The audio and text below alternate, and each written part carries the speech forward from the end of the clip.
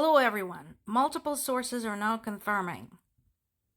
In addition to suffering record losses and some crippling strikes against oil refineries and distribution hubs, Russia made basically no progress in Ukraine along the front lines at all in the month of March.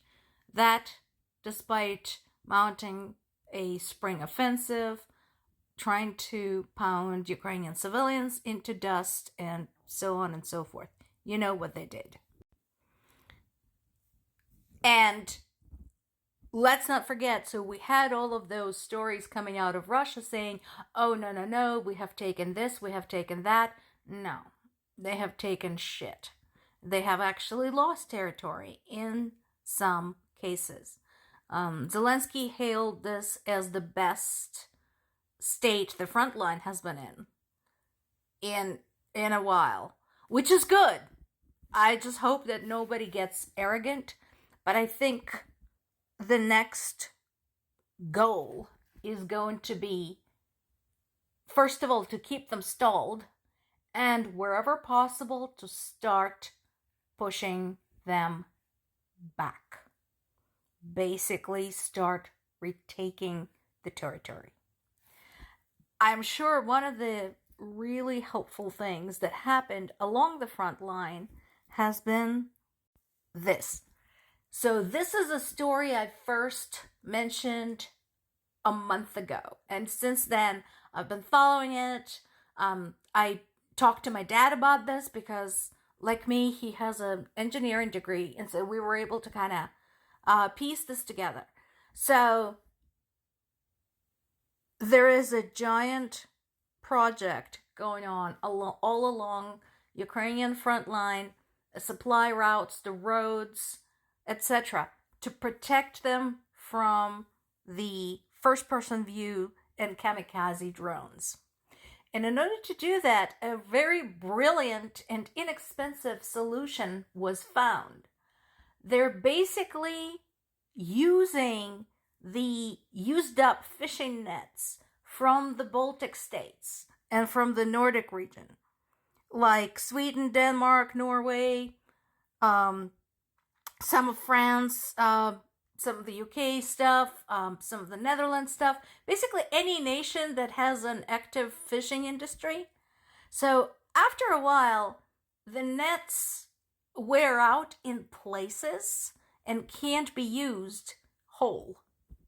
Okay, but they can be cut up and stretched out over significant areas and used to catch drones, to catch pieces of drones that have been destroyed in the air, thus minimizing the damage.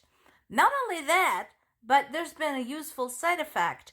Because of the way the nets look, the weave, they also confuse the cameras, the video on the first-person view drones.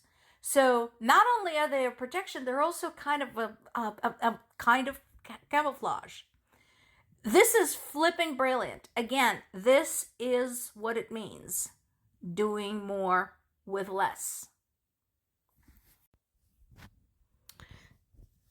Also, it is now being confirmed across multiple sources that export hubs, Russia's export hubs at Ust-Luga and Primorsk along the Baltic coast are basically incapacitated right now. There's nothing they can do. Russians are having to find other ways to get the oil out. And that, combined with the export restrictions, other disruptions, could seriously compromise Russia's oil production. And we talked about this before. Russian oil is the lifeblood of this war. Make it impossible for them to get it from point A to point B, and that income goes away. And their ability to fuel their military vehicles goes away.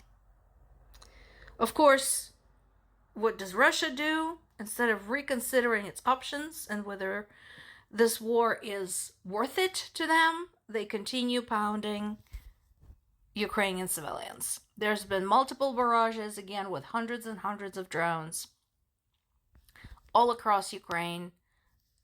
As I mentioned yesterday, including almost killing my parents.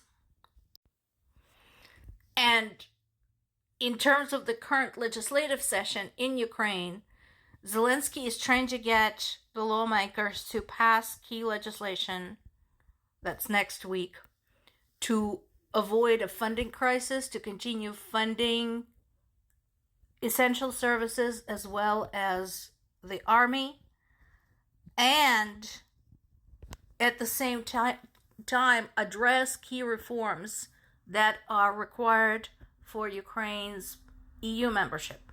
And again, and I will keep saying this because I know that the objections are going to be the same over and over. I am aware there is corruption in Ukraine. I am aware there is nationalism in Ukraine, although not nearly on the scale that the Russians are describing. What they're describing is bullshit. They're lying. But, first of all, those are not reasons to invade a country, because those exist everywhere. And wherever you live, I can confidently say, look in the mirror. Where you live in your country, can you honestly tell me you have no corruption and no nationalism? And do you consider those reasons enough to invade your country? How would you feel about that? Second, let's not forget Ukraine is fighting a war for its very existence as a state, as a people, as an independent nation, with the right to determine its own political and economic future. Okay? Number 3, again, judge by the actions.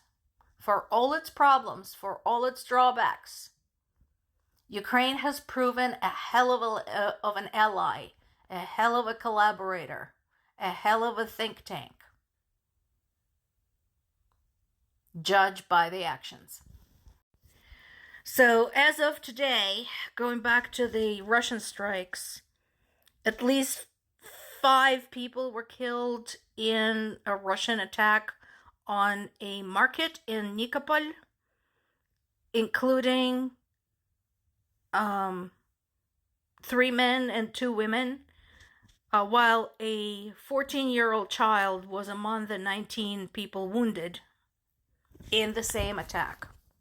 On a positive side, basically, despite all of that horror inflicted on Ukrainian civilians, one could say that Russia's March offensive had fizzled because of the stuff we just talked about. No progress, maximum losses. Because of the really great work by Ukrainian intelligence and Ukrainian military.